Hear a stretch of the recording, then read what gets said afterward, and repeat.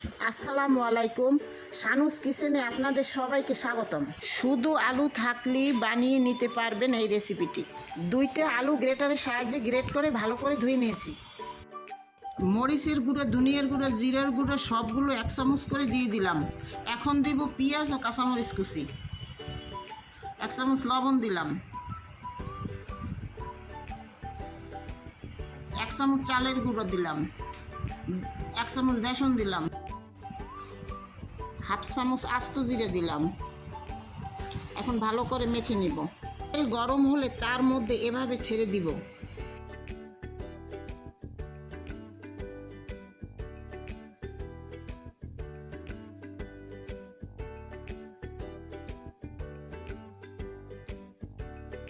পাকোড়াগুলো শক্ত করে ভেজে নিব।